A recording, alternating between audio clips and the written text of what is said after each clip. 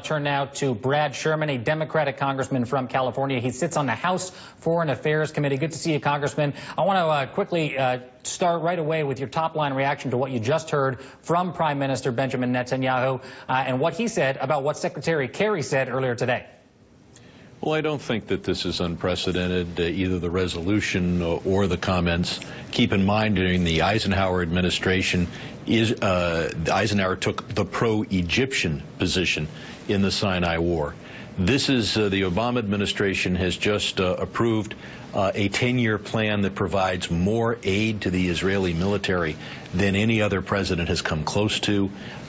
So this is a particular aspect of the relationship that unfortunately I think is being overplayed. The fact is that many administrations, virtually every administration, has allowed an anti-Israel resolution to pass through the UN Security Council. And this resolution is hardly unprecedented. It simply repeats things that America has allowed to be adopted by the UN Security Council many decades ago. So I think it's unfortunate, particularly when Israel's foreign policy depends upon the support of both the Democratic and the Republican Party. And I think there are Republican operatives who see a short-term political objective in driving a wedge between Democrats and Israel. I think that's bad for Israel. I think it's bad for America. Again, something that's not unprecedented, as you say. Secretary Kerry spent much of his speech today condemning the Israeli government on settlements. Let's listen to some of that. Policies of this government, which the Prime Minister himself just described as more committed to settlements than any in Israel's history, are leading in the opposite direction. They're leading towards one state. If the choice is one state, Israel can either be Jewish or democratic. It cannot be both. So he doesn't come out and say it quite directly there, but he lets anybody, just about anyone, infer a line between Israel's pro-settlement policies and what he actually suggested could be the rise of an undemocratic state. What's your response to that? I think Israel remains dedicated to a two-state solution. There's talk about how many Jewish, quote, settlers there are.